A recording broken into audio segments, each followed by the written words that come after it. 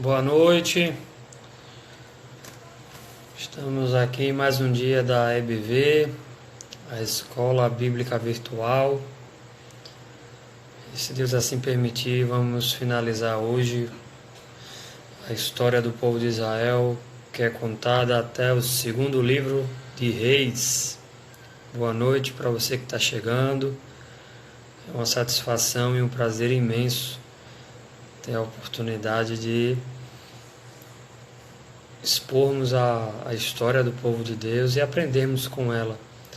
Eu fico muito feliz que nós tenhamos essa oportunidade de, enquanto cristãos, enquanto crentes no Senhor, mesmo diante dessa situação adversa de pandemia, nós temos a graça do nosso Deus de compartilharmos pela tecnologia, pela internet, a sua palavra. E muito me alegra, né? Eu não posso também dizer que traz uma responsabilidade muito grande, motivo pelo qual eu sempre peço a Deus que me ajude, e aos irmãos também, que estejam sempre atentos ao que é dito aqui, e se caso haja alguma dúvida, algum questionamento, os irmãos fiquem à vontade, estejam à vontade para fazerem aquilo que os bereanos lá no capítulo 17 de Atos fez. GP, chegando mais gente aí para começar a nossa BV. Boa noite para você que está entrando aí agora.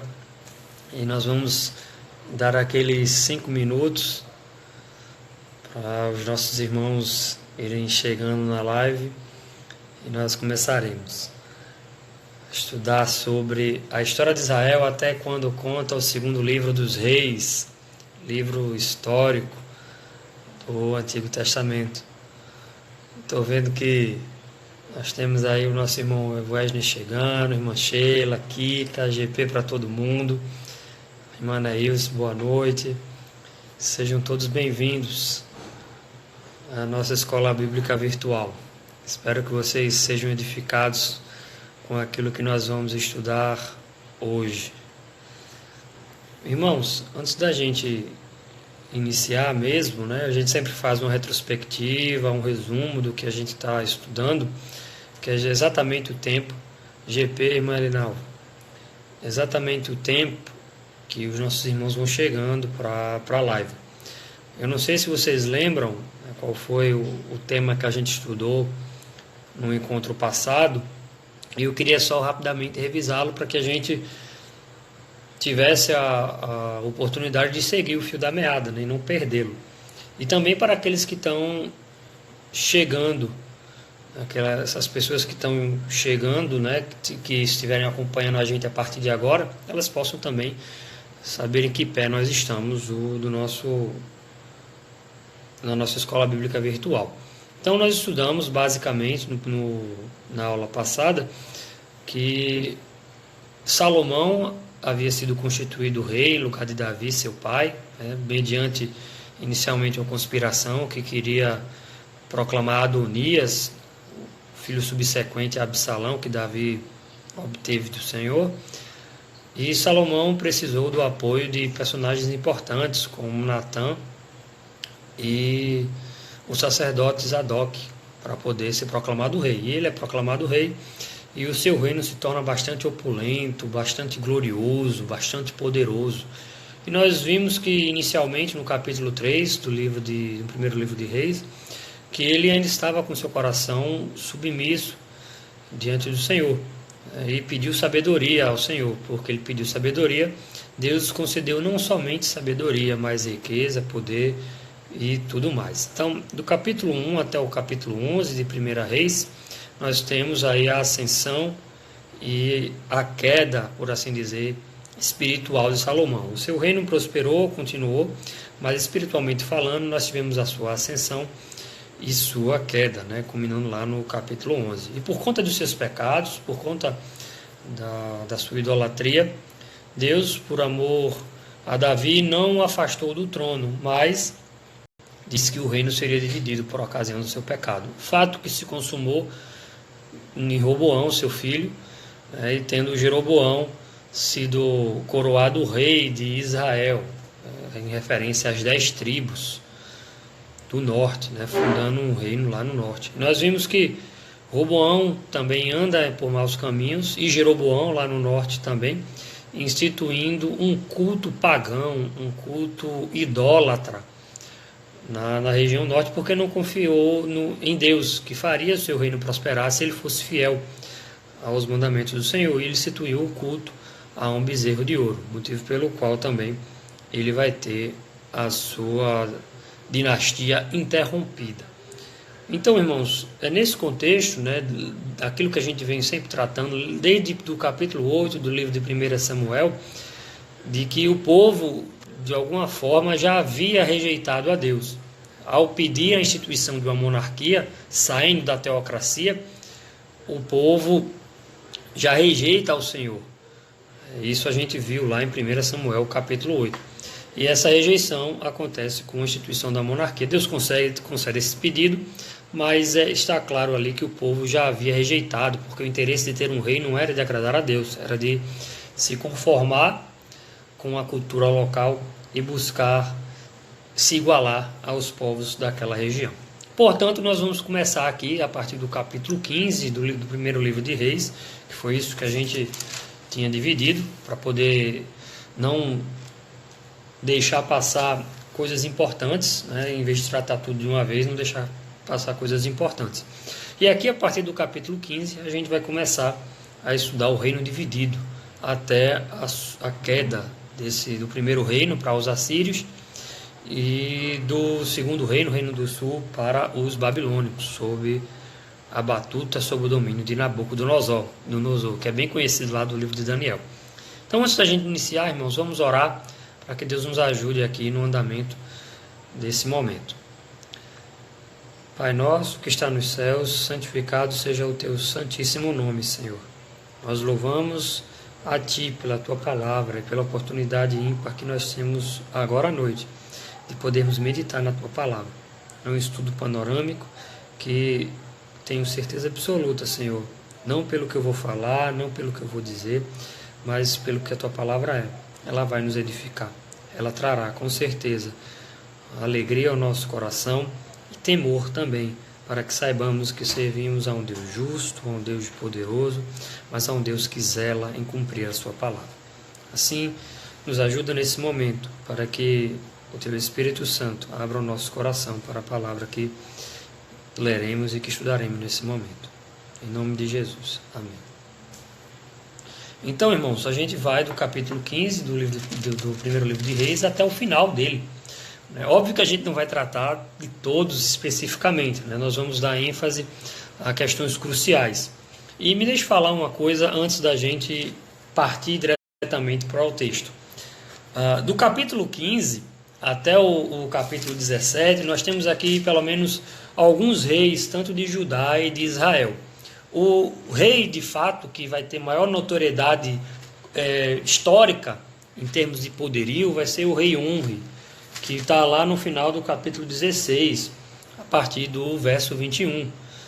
Existe uma estela arqueológica, a estela é um pedacinho de achado arqueológico que tem algumas descrições sobre a história de um determinado povo, né? Então existe uma estela arqueológica que cita o reinado desse rei Onri, que foi um rei com grandes habilidades administrativas e bélicas, militares, e instituiu o seu trono. O que acontece é que esse rei Onri, ele é um rei que não respeita os mandamentos do Senhor. E aí nós vamos ver a grande ênfase que existe dada a sua dinastia. A sua dinastia começa a ser implementada por Onri, né, no final do capítulo 16, e nós vamos praticamente até o capítulo 10 do segundo livro de Reis, só tratando sobre a dinastia desse rei, na figura mais proeminente da sua descendência, que é Acabe, o rei Acabe, que é bem conhecido aí dos irmãos. Então, do capítulo 15 até o capítulo 16, nós vamos ver que no reino de Judá existe certa paz. Existe aqui o reinado de Abias e o de Asa, e existe certa paz. Asa foi um rei que foi piedoso, capítulo 15, a partir do verso 9, e que andou nos caminhos do Senhor. E aí o autor do livro de Reis passa agora a dar ênfase completa ao reinado de Israel, porque em Israel a instituição e a conformação dos reis era bem difícil. Os reis, eles assumiam o trono não por sucessão dinástica, não porque o filho recebeu o reino do pai, mas porque uns matavam aos outros na intenção de se tornarem reis. Mas uma coisa importante que deve ser dita aqui é que o filho de Jeroboão, por conta da idolatria do seu pai, ele não chega a governar por muito tempo. Ele é assassinado por um rei chamado Baasa. Está lá no verso 27, no capítulo 15, a partir do verso 27. E Baasa conspira contra ele, né, e se cumpre a palavra de Deus contra Jeroboão, né, dizendo que todos os seus filhos homens, né, um morreu logo no início, quando foi consultar o profeta de Deus, e os seus filhos homens seriam dizimados, ele não teria herança no reino de Israel. E aí passa a reinar esse rei chamado Baasa, né, culminando com a instituição da dinastia de Onre, que foi por quem eu comecei falando, que na verdade traz a maior proeminência da história aqui, o maior enfoque no relato, né, do final do primeiro livro de Reis. E aí, o que acontece? Esse rei Onre, ele morre, e Acabe, seu filho, vai reinar em seu lugar. Então, o que eu queria dizer inicialmente é que aqui nós vamos ter a instituição de um desígnio, de um ofício, que até agora não tinha possuído, digamos, uma figura de referência para carregar sobre si a instituição desse ofício. Nós lemos que, de fato, Moisés, ele é um profeta também. A gente vê que Moisés é considerado um profeta. Mas quando os judeus se referem às escrituras sagradas, ou quando o próprio Novo Testamento se refere às escrituras sagradas, é comum nós vermos a abreviação Moisés, lei, profetas e salmos. Eu me recordo agora que no caminho de Emaús, Jesus fala isso, né? Ele explica lá aos dois que estão no caminho de Emaús, que toda a escritura fala dele, né? Tudo que está na lei, nos profetas e nos salmos. Ou quando nós vemos lá no livro de Mateus, qual é o mandamento importante? Jesus diz, disso depende a lei e os profetas. É comum haver esse resumo das escrituras do Antigo Testamento, dividindo somente entre lei e profetas. Então, o que a gente vê aqui? Moisés é o representante da lei, genuinamente representante da lei. E existe uma figura agora que vai ser introduzida na história do povo de Israel, que vai representar, que vai iniciar, que vai dar princípio à representação dos profetas. E a representação dos profetas, ela inicia aqui com a oficialização de Elias, né, o primeiro grande profetas. Não por acaso as coincidências não terminam aqui, né? O corpo de Moisés não foi achado no final lá do livro de Deuteronômio, e Elias, como vocês já conhecem da história, ele vai ser, digamos, arrebatado, né, num redemoinho, quando a carruagem de fogo desce do céu para poder levá-lo. Então, são eles mesmos que aparecem lá na discriminação da transfiguração, no capítulo 17 do livro de Mateus, quando Jesus sobe ao monte com 3 discípulos e é transfigurado diante deles. E quais são as figuras que aparecem? Moisés, como representante da lei, e Elias, como representante dos profetas. Motivo pelo qual, né, Elias tem aqui um bom texto, um bom espaço para se falar sobre ele. Então, irmãos, é nesse contexto que nós temos aqui a instituição do ofício, digamos assim, de profeta. Nós falamos, né, que esses livros históricos, na divisão da Bíblia judaica, ela se refere a esses escritos como profetas anteriores, né? Nós chamamos de livros históricos, mas eles se referem a esses relatos como profetas anteriores. Então, eles também consideram profetas. Mas a figura que centraliza aqui é Elias. E Elias, ele começa a falar contra o rei Acabe por conta das coisas que estavam sendo feitas. Antes disso, vamos ler como Acabe foi porque Acabe foi repreendido por Elias e porque Elias apareceu, instituindo aí o início do ofício profético. Quero que vocês me acompanhem aí, o capítulo 16 do primeiro livro de Reis. Nós vamos ler a partir do verso 32. Diz assim, 1 Reis 16, verso 32. Levantou, isso aí é falando de Acabe, tá? Levantou um altar a Baal na casa de Baal que edificara em Samaria. Também Acabe fez um poste ídolo, de maneira que cometeu mais abominações para irritar o Senhor, Deus de Israel, do que todos os reis de Israel que foram antes dele. Em seus dias, Hiel, o Betelita, edificou a Jericó, quando lhe lançou os fundamentos. Morreu-lhe Abirão, seu primogênito, quando lhe pôs as portas. Morreu Segube, seu último, segundo a palavra do Senhor, que falara por intermédio de Josué, filho de Num. Josué, lá no capítulo 6, verso 26, quando destrói Jericó, diz que aquele que for tentar reconstruir a cidade vai perder o primogênito no lançamento dos fundamentos da cidade. E vai perder o outro filho quando lhe puser as portas, né? Mostrando aqui que a profecia sobre essa cidade ser reconstruída, ela se cumpriu. Mas a questão é que Acabe casa-se com Jezabel, verso 31, que é filha de Etbaal, rei dos Sidônios, e institui o culto a Baal em Israel. Para além de uma mera vida pagã particular, está claro aqui que Acabe, né, e a sua mulher quer instituir como religião estatal a adoração a esse Deus pagão, a esse Deus que não é o Deus de Israel. E uma menção que é interessante aqui é o seguinte, Samaria. A gente vai discutir, né, depois a repercussão disso lá no Novo Testamento, da mulher samaritana. Mas Samaria foi fundada pelo pai de Acabe, esse rei Onri que eu falei há pouco. E foi fundada essa cidade, lá no verso 24 do capítulo 16 do livro de Reis. Ele comprou de um homem chamado Semer, e é por isso é Samaria, porque vem do nome desse homem de quem ele comprou. E agora Samaria se torna a capital das tribos do norte.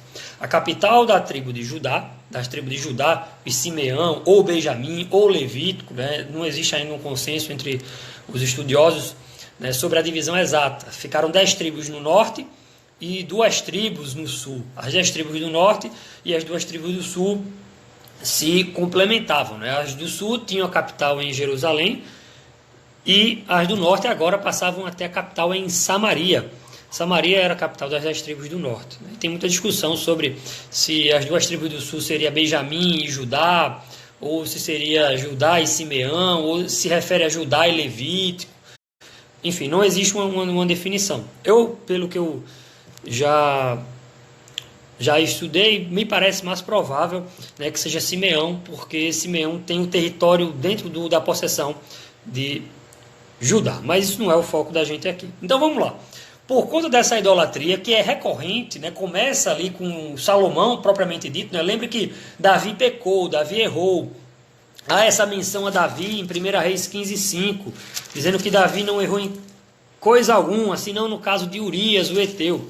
Mas Davi não era idólatra, Davi não adorava outros deuses, não aposta toda a sua fé para adorar outros deuses. Diferentemente da idolatria que foi iniciada por Salomão, seu filho.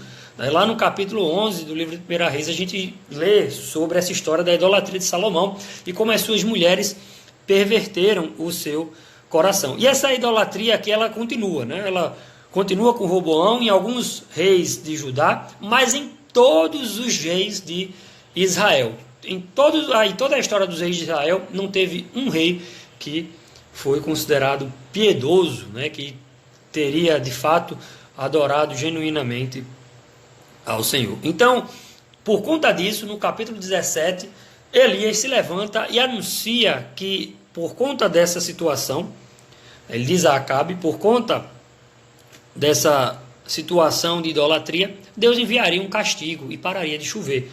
E houve aí pelo menos um período de 3 anos de seca. O ponto alto da história aqui é o seguinte, está lá no capítulo 18, a gente vai começar a ler a partir do verso 17 e nós vamos ler até o verso 38, tá? 1 Reis, capítulo 18, verso 17 até o 38. O ápice dessa história aqui, né, de 17 até o capítulo 22 do livro de 1 Reis, né, o finalzinho do 21 até o capítulo 22, o início do capítulo 22, nós vamos ver o ministério desse profeta Elias denunciando as atrocidades e a apostasia de Israel na pessoa de Acabe. Então, o que acontece? Se instaura completamente ali uma seca nas tribos do norte, né, em Samaria. E as pessoas começam a passar fome. É aí que Elias executa um dos seus primeiros milagres, que é a multiplicação do azeite da viúva lá de Sarapeta, porque havia fome sobre a terra. E a ideia aqui do capítulo 17 é dizer que aquilo que era dito por esse homem Elias era de fato a palavra de Deus, né? A palavra que Elias falava era a palavra de Deus. Tanto que no final desse relato do capítulo 17, acompanhe comigo, verso 24, a mulher reconhece de fato que Elias é homem de Deus. Então a mulher disse a Elias: nisto conheço agora que tu és homem de Deus, e que a palavra do Senhor na tua boca é verdade. A ideia do relato do capítulo 17 é dar credibilidade ao relato de Elias. Então vamos ler lá o verso 17 até o verso 38, que fala aqui sobre Elias. Acabe se encontra com ele. Vendo, disse-lhe: és tu, ó perturbador de Israel? Respondeu Elias: eu não tenho perturbado a Israel, mas tu e a tua casa de teu pai, porque deixastes os mandamentos do Senhor e seguistes os Balaíns. Agora, pois, manda juntar a mim todo Israel no Monte Carmelo, como também os 450 profetas de Baal, e os 400 profetas do poste ídolo, que comem da mesa de Jezabel. Então enviou Acabe mensageiros a todos os filhos de Israel, e ajuntou os profetas no Monte Carmelo. Então Elias se chegou a todo o povo e disse: até quando cocheareis entre dois pensamentos? Se o Senhor é Deus, seguiu. Se é Baal, seguiu. Porém o povo nada lhe respondeu. Então disse Elias ao povo: só eu fiquei dos profetas do Senhor, e os profetas de Baal são 450 homens. Deem-se-nos, pois, 2 novilhos, escolham eles para si um dos novilhos, e dividindo-o em pedaços, o ponham sobre a lenha. Porém, não lhe metam fogo. Eu prepararei outro novilho, e o porei sobre a lenha, e não lhe meterei fogo. Então invocai o nome do vosso Deus, e eu invocarei o nome do Senhor. Para você que está entrando agora, a gente está aqui na leitura no verso 24 de 1 Reis 18, 24. E há de ser que o Deus que responder por fogo, esse é Deus. E todo o povo respondeu e disse: é boa esta palavra. Disse Elias aos profetas de Baal: escolhei para vós outros um dos novilhos, e preparai-o primeiro, porque sois muitos, e invocai o nome de vosso Deus, e não lhe metais fogo. Tomaram o novilho que lhes fora dado, prepararam-no e invocaram o nome de Baal, desde a manhã até o meio-dia, dizendo: Baal, responde-nos. Porém não havia uma voz que respondesse, e manquejando se movimentavam ao redor do altar que tinham feito. Ao meio-dia, verso 27, Elias zombava deles, dizendo: clamai, clamai em altas vozes, porque ele é Deus. Pode ser que esteja meditando, ou atendendo a necessidades, ou de viagem, ou a dormir, e despertará. E eles lhe clamavam em altas vozes, e se retalhavam com facas e com lancetas, segundo o seu costume, até derramarem sangue. Passando o meio-dia, profetizaram eles, até que a oferta de manjares se oferecesse. Porém, não houve voz, nem resposta, nem atenção alguma. Então Elias disse a todo o povo: chegai-vos a mim. E todo o povo se chegou a ele. Elias restaurou o altar do Senhor, que estava em ruínas. Tomou 12 pedras, segundo o número das tribos dos filhos de Jacó, ao qual viera a palavra do Senhor, dizendo: Israel será o teu nome. A palavra do Senhor veio a Jacó, dizendo que o seu nome seria Israel. Então, com aquelas pedras, edificou o altar em nome do Senhor. Depois fez um rego em redor do altar, tão grande como para semear 2 medidas de sementes.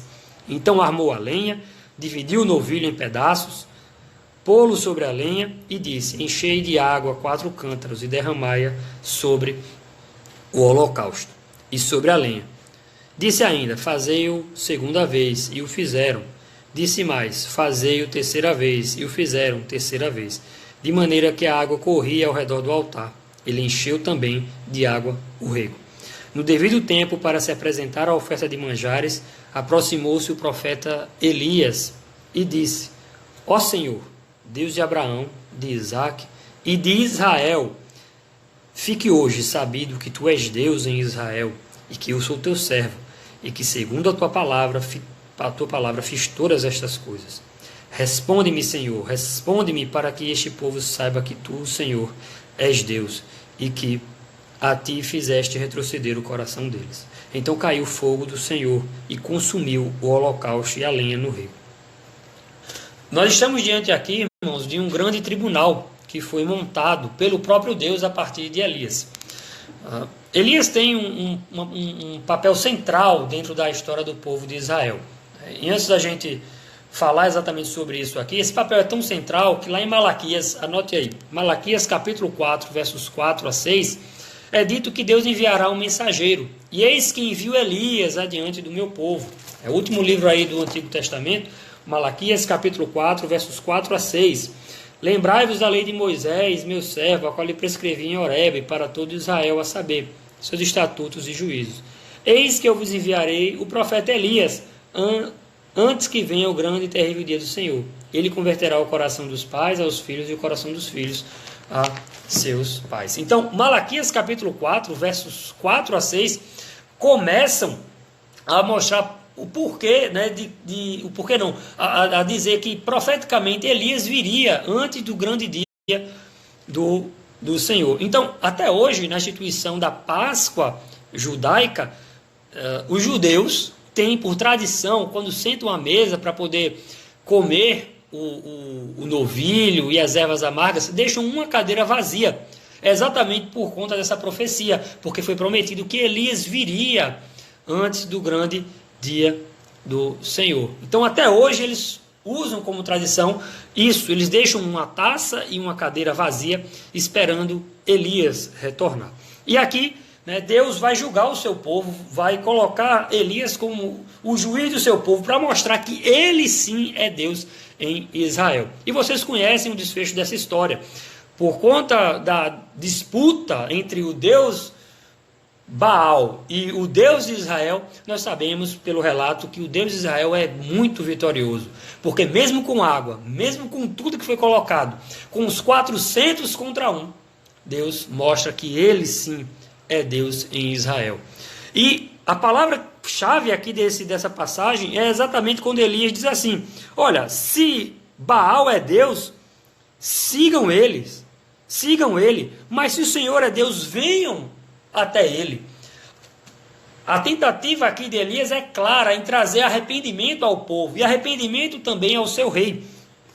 Não sigam Baal, não sigam esse que se chama Deus, porque ele não é Deus.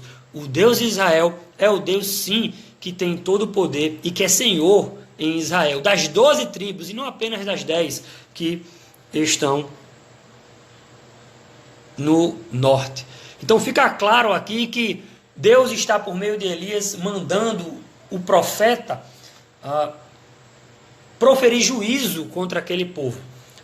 Tem que ficar claro, gente, que o profeta ele não tem preponderantemente a função somente de prever o futuro.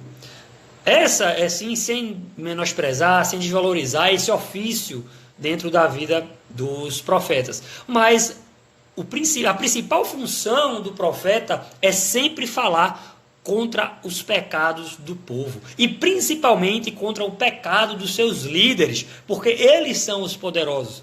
Portanto, o ofício, o exercício profético, ele aqui é feito desde Elias, Eliseu, e daqui em diante, com Isaías, com Jeremias, Ezequiel, Daniel, Amós, Obadias, Sofonias, é proferir juízo, principalmente contra os poderosos que idolatram outros deuses e não estão adorando o Deus de Israel. Acontece que, mesmo diante desse fato, Elias fica com medo, porque Jezabel manda matar Elias, porque ele mata os 400 profetas de Baal junto com o seu povo. Fica claro que não existe meio termo, ou se segue a Deus ou se segue a Baal. Diferentemente do que a gente possa entender aqui, o que está sendo proposto no governo de Acabe é um sincretismo. É a ideia de que existem algumas coisas do culto a Deus, mas misturadas com coisas de outros deuses. E não é isso que a lei de Deus estabelece. A lei de Deus estabelece um culto privativo, exclusivo, monoteísta ao Senhor de Israel. Elias foge e Deus fala com ele, né? Essa é uma outra passagem bem interessante, quando ele está na caverna, dizendo a ele que ele não deveria ter medo, porque Deus tinha preservado 7.000 que não tinham dobrado os seus joelhos, nem beijado Baal. Isso está lá no verso 18 do capítulo 19. Também conservei em Israel 7.000, todos os joelhos que não se dobraram a Baal e toda a boca que não o beijou. O remanescente de Israel aqui estava preservado. Isso vai ser repetido por Paulo lá em Romanos capítulo 11, verso 4, depois a gente vai dar uma passadinha lá. Nesse meio termo, já existe aqui a figura de Eliseu aparecendo como sucessor de Elias. E o que acontece, gente? Esse ministério de Elias é exatamente isso que eu falei para vocês, né? É como se os profetas, é como se Deus, o juiz, estivesse instaurando um processo para julgar o seu povo. E os profetas seriam os agentes da acusação, ou como nós conhecemos aqui no Brasil, os promotores de justiça. É por meio do ofício profético que Deus vai acusar o seu povo diante do seu tribunal, o tribunal que foi feito ali no Monte Carmelo, para mostrar, primeiro, que Ele é Deus, Ele é Senhor, Ele tem autoridade para julgar e que o povo precisa se arrepender. Portanto, os profetas são agentes do processo penal, digamos assim, ou do juízo que Deus está estabelecendo sobre o seu povo. E, portanto, ele não deve se curvar a poderosos, mas sim falar verdadeiramente a palavra de Deus. E onde é que a gente vai ver isso mais enfaticamente? Capítulo 21 do primeiro livro de Reis, quando Acabe, por uma coisa tola, ele queria possuir um terreno, né, uma vinha, né, de um homem chamado Nabote, e o Nabote não quer vender a ele. Ele vai lá, conta a Jezabel, Jezabel se utiliza de uma artimanha para poder matar esse homem, e mata esse homem para que Acabe pudesse possuir essa plantação. Só que o que acontece? O agente da acusação de Deus, o profeta do Senhor, o promotor de justiça, mediante a palavra de Deus, o juiz, diz assim, verso 19 do capítulo 21, assim diz o Senhor, mataste e ainda por cima tomaste a herança, dir-lhe-ás mais, assim diz o Senhor, no lugar em que os cães lamberam o sangue de Nabote, cães lamberão o teu sangue, o teu mesmo. Ele fala isso para Acabe. Talvez seja mais fácil ler as palavras de Elias aqui neste momento e achar que foram tranquilas, mas ele estava falando diante da maior autoridade de Israel, diante do rei de Israel, e mesmo assim ele não se amedrontou, porque esse é o papel profético que Elias foi chamado para exercer. E isso fica tão claro, né, que quando Israel luta junto com Judá contra os sírios, lá no verso 8, Josafá, que foi um rei piedoso de Judá, pergunta se havia algum profeta ali para que eles consultassem antes de irem à batalha. E aí Acabe diz assim, há um ainda, verso 8, pelo qual se pode consultar o Senhor, porém eu o aborreço, porque nunca profetiza de mim o que é bom, mas somente o que é mal. Ele está colocando a responsabilidade das profecias negativas nos profetas, nos oráculos de Deus, como se ele estivesse fazendo coisas boas diante de Deus. Ele está querendo inverter os valores, quando na verdade é o contrário. O ofício profético, para além da pronúncia da sentença divina, é também a pronúncia da possibilidade de arrependimento daquelas pessoas que estão ouvindo. E Acabe morre e se cumpre a palavra do Senhor lá no verso 35, final do verso 35 do capítulo 22, que o sangue dele corria para o fundo do carro e os cães lamberam. Verso 38 vai dizer mais em relação a isso, né? Quando lavaram um carro junto ao açude de Samaria, os cães lamberam o sangue do rei, segundo a palavra do Senhor, que o Senhor tinha dito. Observem que a palavra que Elias diz é considerada aqui a palavra do Senhor, ou seja, ele é verdadeiramente um homem de Deus. E aí reina o seu filho no seu lugar, Acasias. Eu queria agora, gente, né, até o capítulo 2 aqui a gente tem o final do exercício profético de Elias, e do capítulo 2 até o capítulo 8, mais ou menos, a atuação de Eliseu, o sucessor de Elias. Isso aí eu estou falando de 2 Reis, tá? Até o capítulo 2 de 2 Reis é o exercício profético, o ministério profético de Elias. Do capítulo 2 em diante, até o capítulo 10, mais ou menos, o capítulo 8, mais enfaticamente, nós vamos ter o ministério profético de Eliseu, que é o sucessor de Elias. Do capítulo 12 até o verso 17, nós temos algumas sucessões de reis, nós não vamos tratar dela agora, nós vamos pular depois para o capítulo 17 de 2 Reis, para vermos que o reino do norte vai cair, e de 17 em diante existe o finalzinho do reino de Judá, e vamos ver algumas reformas que foram feitas também. Mas o que eu queria deixar aqui como ponto para a gente não deixar escapar é o verso 8 do capítulo 1 do 2º livro de Reis. Vou repetir. 2º livro de Reis, capítulo 1, verso 8. Elias profetiza agora contra Acasias, o filho do rei Acabe. E o rei Acabe quer saber quem foi que falou aquelas palavras de que ele iria morrer. E pergunta assim: qual é a aparência desse homem que falou, que profetizou contra mim, Acasias, o filho de Acabe? E responderam a ele: era homem vestido de pelos, com os lombos cingidos com um cinto de couro. Então ele disse: é Elias, o tesbita.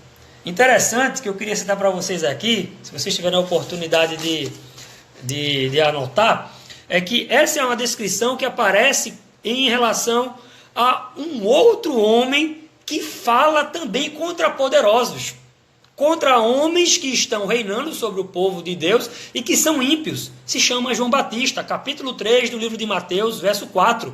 Você vai ver que João Batista usava pelos de camelo e cingia um cinto de couro e andava no deserto.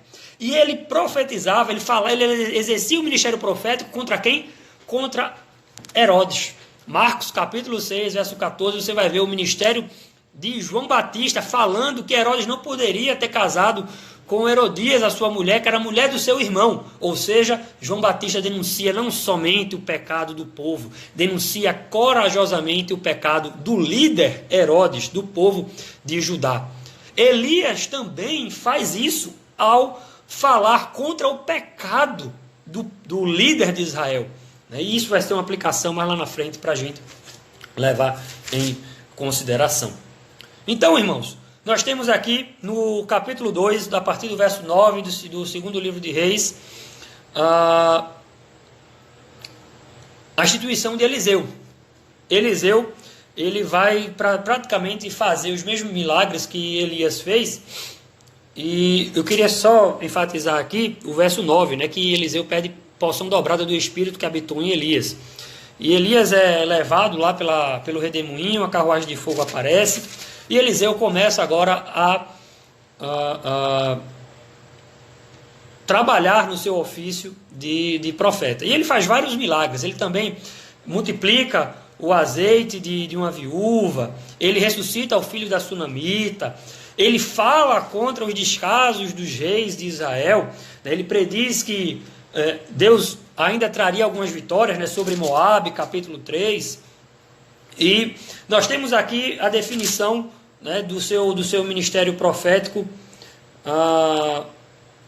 até o capítulo 8. Eu só queria citar aqui, para a gente não se demorar muito tempo, porque senão a gente não tem, né, o estudo panorâmico, o capítulo 5, em referência a Naamã, que é o leproso que é curado, e lá no finalzinho do capítulo 6, que fala sobre a fome em Samaria. Lembre que ministério de Elias, há fome sobre a terra por conta dos 3 anos de seca. E agora tem fome em Samaria novamente, verso 24 do capítulo 6, porque há um cerco de Ben-Hadad, rei da Síria, à cidade de Samaria.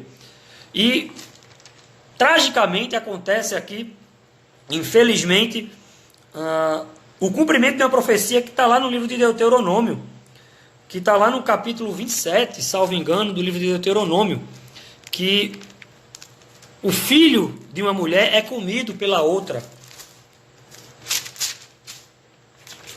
O filho de uma mulher é comido pela outra, porque há tanta fome naquela cidade que elas, para poderem matar a fome, elas matam o próprio filho. Errei aqui a referência. Na verdade, é capítulo 28 de Deuteronômio, a partir do verso 53. Tá bom? Comerás o fruto do teu ventre, a carne dos teus filhos e de tuas filhas que te der o Senhor teu Deus, na angústia e no aperto com que os teus inimigos te apertarão. Essa profecia tem a ver com a desobediência. Se o povo desobedecer, Deus mandaria maldições e, inclusive, essa que estava sendo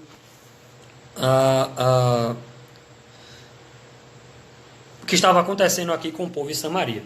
E Eliseu profetiza de que o povo conseguiria vencer Ben-Hadad por e mediante a palavra do Senhor. Gente, Eliseu vai ungir aqui 2 pessoas que foi dado a Elias esse ofício, né? essa tarefa, né? Mostrando claramente que ele continua a linha sucessória. Essas 2 pessoas vão cumprir outras palavras de Deus, né? A primeira delas é Azael, está aí no capítulo 8, e a segunda delas é Jeú. Jeú é o responsável por cumprir a palavra de Deus, que foi dita a Acabe, de que toda a sua casa seria exterminada. Está lá no capítulo 10 do 2º livro de Reis.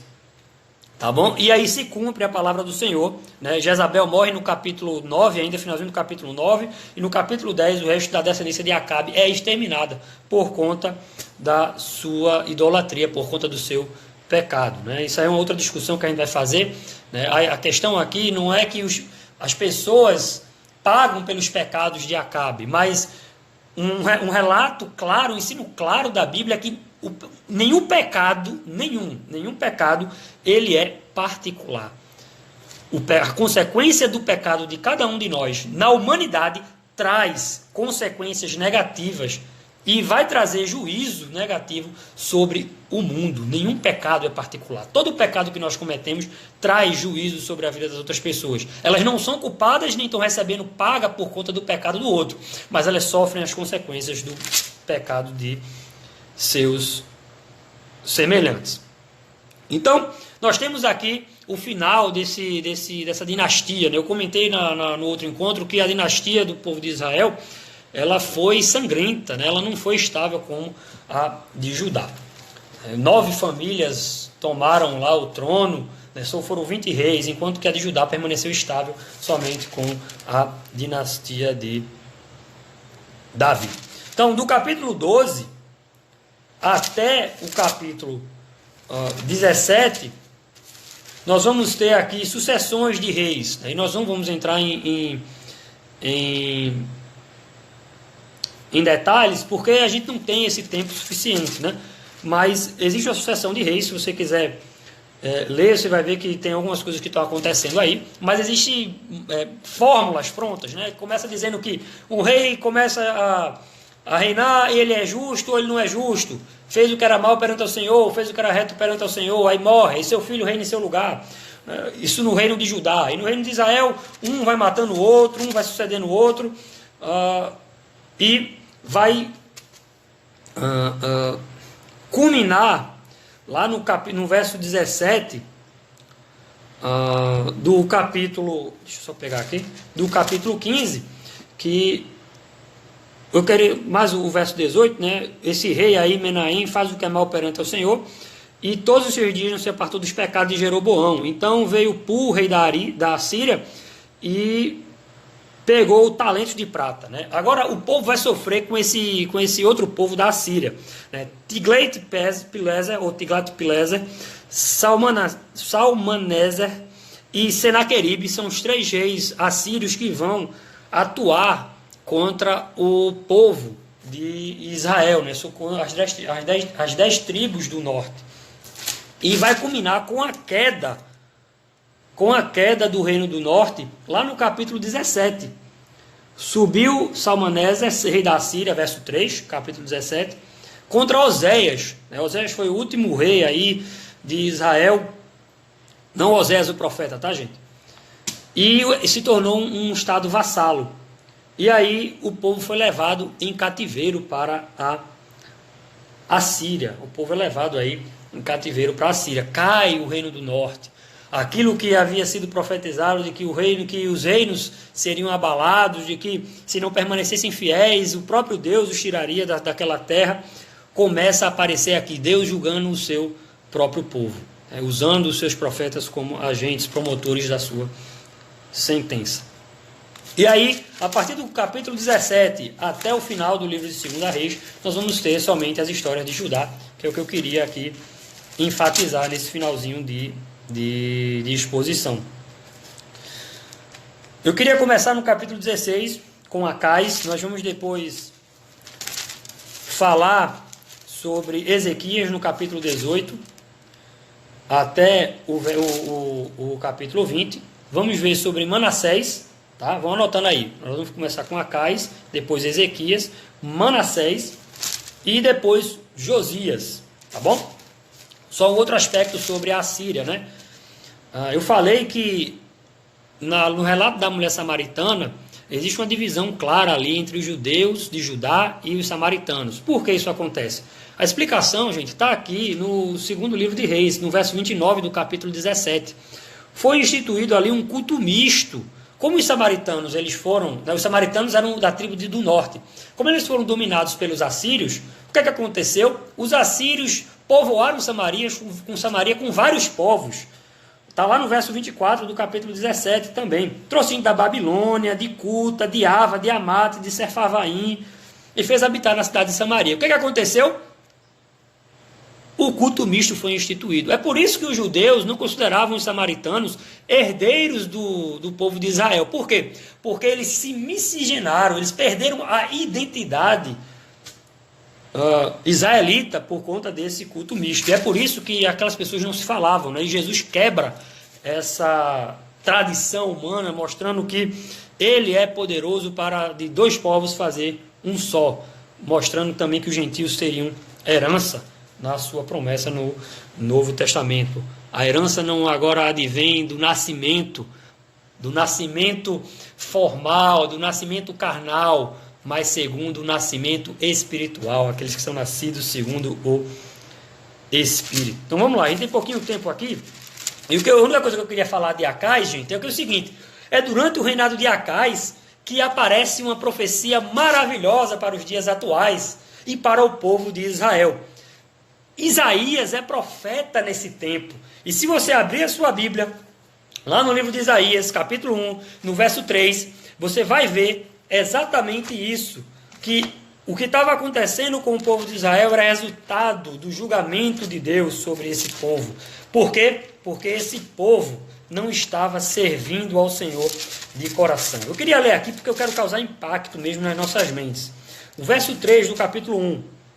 O boi conhece o seu possuidor e o jumento o dono da sua manjedoura. Mas Israel não tem conhecimento, o meu povo não entende. O boi conhece o seu possuidor, mas Israel não conhece o seu possuidor. E Isaías desenvolve o seu ministério aqui no começo do reino de Acasias. E lá no capítulo 7 do livro de Isaías, quando ele está diante de Acais, numa profecia contra Israel e a Síria, porque a Síria e Israel se juntaram para tentar dominar Judá, ele diz assim: confie no Senhor, não tema, você vai ver que Deus vai lhe salvar. Verso 10 do capítulo 7 de Isaías agora. Continuou o Senhor a falar com Acais, dizendo: pede ao Senhor teu Deus um sinal, quer embaixo nas profundezas ou em cima das alturas. Acais, porém, disse: não o pedirei, nem tentarei ao Senhor. Então disse o profeta Isaías: Ouvi agora, ó casa de Davi, acaso não vos basta fatigardes os homens, mas ainda fatigais também ao meu Deus? Portanto, o Senhor mesmo vos dará um sinal. Verso 14. Eis que a virgem conceberá e dará à luz um filho, e lhe chamará Emanuel. Ele comerá manteiga e mel, quando souber desprezar o mal e escolher o bem. Na verdade, antes que este menino saiba desprezar o mal e escolher o bem, será desamparada a terra, ante cujo 2 reis tu tremes de medo. Mas o Senhor fará vir sobre ti, sobre o teu povo e sobre a casa de teu pai, por intermédio do rei da Assíria, dias tais, quais nunca vieram. É no reinado de Acasias, por rejeitar a confiança em Deus, por achar que Deus não estava com ele. Deus queria dar um sinal a ele para mostrar que estava com ele. Ele rejeitou esse sinal. E a profecia de Isaías é dita aqui e vai se cumprir em Jesus Cristo. Eis que Deus dará um sinal, já que tu não quiseste o sinal. A virgem conceberá e dará à luz a um filho. Nós vamos ler que esse filho lá no capítulo 9, né, um menino nos nasceu, um filho se nos deu, e o governo está sobre os seus ombros, é Jesus Cristo, que nós vemos revelado perfeitamente no Novo Testamento. Então, eu quero só enfatizar que essa promessa aconteceu aqui, primeiramente, no reinado de Acais. Acais não vai diante do caminho do Senhor, pelo contrário, ele se torna aqui um idólatra, e somente no capítulo 18, um rei piedoso, ele começa a reinar sobre Judá. Ezequias. Veja aí verso 4 do capítulo 18 de 2 Reis. Ezequias removeu os altos, quebrou as colunas e deitou abaixo o poste ídolo e fez em pedaços a serpente de bronze que Moisés fizera, porque até aquele dia os filhos de Israel lhe queimavam incenso e lhe chamavam Neustã. Aquela serpente que nós vimos lá no livro de Números, que foi colocada para que o povo sarasse diante das cobras, o povo estava queimando incenso, estava idolatrando. E aquilo que Deus tinha colocado para ser uma bênção se tornou em maldição. E Ezequias vai lá e derruba esse ídolo. Faz uma grande reforma aqui em Judá. E ele é tido como um rei piedoso, embora tivesse aqui sendo acossado pelos seus inimigos também, Senaqueribe, o rei da Assíria. A Assíria dominou Israel, as tribos do norte, queria agora dominar as do sul. Mas Deus não deixa, né? E Ezequias consulta Isaías lá no capítulo 19. Né? E Isaías diz que o Deus vivo vai batalhar por Israel. Verso 6 do capítulo 19. Não temas por causa das palavras que ouviste, com as quais os servos do rei da Assíria blasfemaram de mim.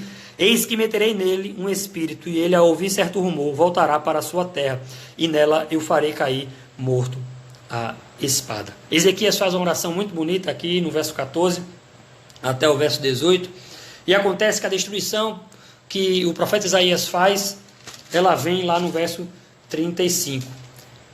É esse rei Ezequias piedoso a quem Deus dá mais 15 anos de vida por conta da sua enfermidade mortal, no verso 1 do capítulo 20.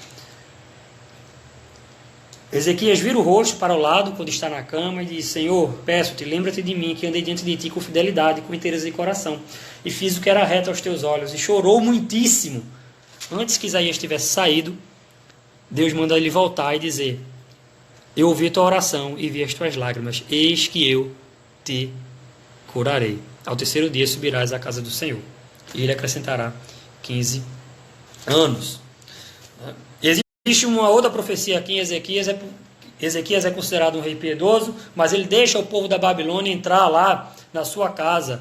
E Isaías fala para ele que por conta disso, verso 17 do capítulo 20, que muitas pessoas serão levadas para a Babilônia como cativos, porque ele não deveria ter deixado o povo entrar. Capítulo 21, Manassés. Por que eu estou focando em Manassés? Acais é um exemplo ruim, Ezequias é um exemplo bom, Manassés é um exemplo pior ainda. Por conta de Manassés, Deus se ira absolutamente com o seu povo. Lá no verso 12 do capítulo 21, diz assim: eis que hei de trazer tais e tais males sobre Jerusalém e Judá, que todo o que os ouvir lhe entenderão ambos os ouvidos. Estenderei sobre Jerusalém o cordel de Samaria e o prumo da casa de Acabe. Eliminarei Jerusalém como quem elimina como elimina a sujeira do prato e o emborca. Manassés é considerado um dos piores reis aqui, porque ele continua queimando incenso. Verso 6 do capítulo 21. Era agoreiro, tratava com médio e feiticeiro e provocava completamente a ira do Senhor. Gente, a gente tem 5 minutos aqui. Eu queria finalizar com o reinado de Josias. É pouco tempo para o que Josias fez, mas a questão é o seguinte: Josias ele reinou aqui depois exatamente de Amon, que é um rei de Judá, que era filho de Manassés. E ele fez uma série de reformas. Primeiro, que o livro da lei foi achado na casa de oração, no templo. E por que o livro da lei foi achado? Quando o livro da lei foi lido diante dele, por Safã, o sacerdote, o Safã e o escriba leu diante dele, ele chorou. Verso 21 do capítulo 22. Tendo o rei ouvido as palavras do livro da lei, rasgou suas vestes. Ele rasga suas vestes. Ele se emociona porque o livro da lei foi achado. O livro da lei aqui é Deuteronômio. E agora o que é que acontece? Ele vai destruir todo tipo de idolatria. E purifica o templo. A purificação está aí no capítulo 23, a partir do verso 4. Né? O coração de Josias é fiel para com o Senhor. E ele promove uma série de reformas. E a Páscoa é celebrada, verso 21 do capítulo 22. Acontece que, no finalzinho aí, verso 24, fala sobre a piedade de Josias. Aboliu também Josias os médiuns, os feiticeiros, os ídolos do lar e os ídolos de todas as abominações que tinham na terra de Judá e em Jerusalém. As reformas de Josias foram até a área da tribo do norte. E no final nós temos aqui a queda de Judá para Babilônia. Os assírios também seriam julgados pelos babilônios. Veja, capítulo 8 do livro de Isaías, rapidamente, Deus mostra que os assírios aqui, eles não eram um povo que estavam agindo à revelia da vontade de Deus. Eles eram instrumentos de Deus para poder mandar juízo sobre o próprio povo de Deus por conta dos seus pecados. Então, o que acontece? A mesma forma como Deus julga o seu povo, julga os assírios, ele vai julgar também os babilônicos. Então, o que acontece? Capítulo 8 de Isaías, verso 15, diz assim: muitos dentre eles tropeçarão e cairão, serão quebrantados, enlaçados e presos. Ou seja, é uma sentença de que o povo teria, no caso, o seu julgamento, os assírios teriam o seu julgamento. Bom, o povo, por conta da idolatria, cai diante de Nabucodonosor, diante desse poderio da Babilônia, né? E é levado cativo. São pelo menos 3 invasões de Nabucodonosor. A primeira, ele leva cativa a nobreza. Na segunda, ele institui Gedalias como governador. E na terceira, ele destrói completamente a casa de Israel. A gente pode ver aí esse translado dos babilônicos, de tudo que os babilônicos estavam levando, no capítulo 24, que ele leva cativa a nobreza. Jerusalém cai aqui no verso 20, e no cativeiro de Judá se institui no capítulo 25, verso 8, levando tudo, né, diante dali da casa do Senhor. Então, a queda do povo acontece exatamente por conta da idolatria e da infidelidade para com o seu próprio Deus. Mas existe promessa de restauração para esse povo. Né? Existe promessa de restauração para esse povo, mostrando que Deus não está fora da história, mas está conduzindo essa história.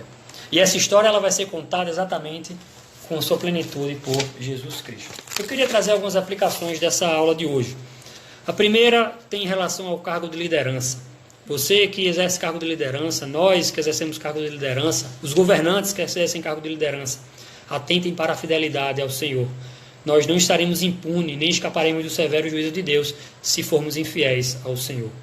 O segundo é o papel profético da igreja. O papel profético da igreja não deve se curvar a líder poderoso algum. A igreja deve ter independência para falar, inclusive, contra o interesse desses líderes, se aquilo que eles fizerem for contra o Senhor. Tenho 30 segundos.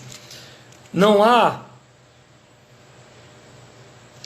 a humildade, devemos ter humildade diante de Deus, como aconteceu com Naamã, e sermos curados. O cuidado em tempos difíceis, que Deus não abandona o seu cuidado em tempos difíceis, com as viúvas. Devemos sempre acreditar na palavra de Deus, diferente de Acais. E a oração como fonte da vida cristã, como disse Ezequias. Deus